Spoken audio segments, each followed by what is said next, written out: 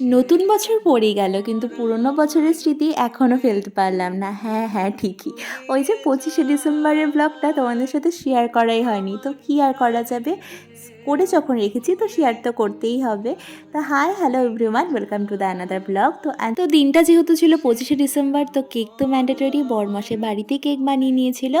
আর আজকে ছিল রাতে ডিনার পার্টি ক্রিসমাস উপলক্ষে ওরই এক স্কুলের কলিগের বাড়িতে। তো আমরা পুরো রেডি হয়ে গেছিলাম আর সেদিন যা ঠান্ডা পড়েছিল তার জন্য এত কিছু পড়তে হয়েছে। তো এই দেখো একদম পুরো রেডি হয়ে বেরিয়ে পড়েছি আমরা দুজন।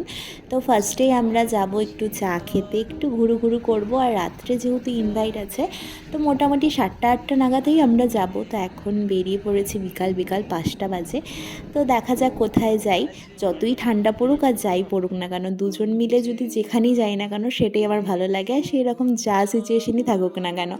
আর এই যে সুন্দর একটা জায়গায় চলে এসেছিলাম চা খেতে। অ্যাম্বিয়েন্সটা আমার এত ভালো লাগছিল, ভোরে ভোরে এখানে ফটো আর ভিডিও তুলেছি, আমার তো বেশ ভালো লাগছিল। তো ঠান্ডার মধ্যে একটু কষ্ট করে এসেছি ঠিকই, কিন্তু এসে কিন্তু বেশ ভালোই করেছি। এখানকার পরিবেশটা জাস্ট দেখো, খুব ভালো লাগছিল। তো আমরা একদম গরম গরম চা খেয়ে নিয়েছিলাম।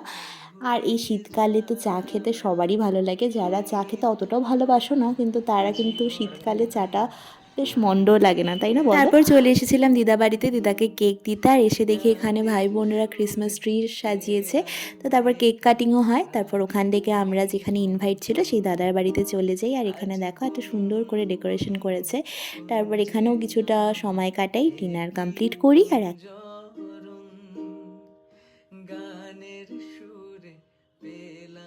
এখন কিন্তু আমাদের বাড়ি ফেরার পালা। আর বাড়ি ফেরার সময় এত ঠান্ডা লাগছিল যে কি বলবো, একদম পুরো ডাকু সেজে, গব্বর সিং সেজে আমি একদম বাড়ি ফিরছিলাম। তো এইভাবেই আজকে সন্ধ্যাটা কাটে।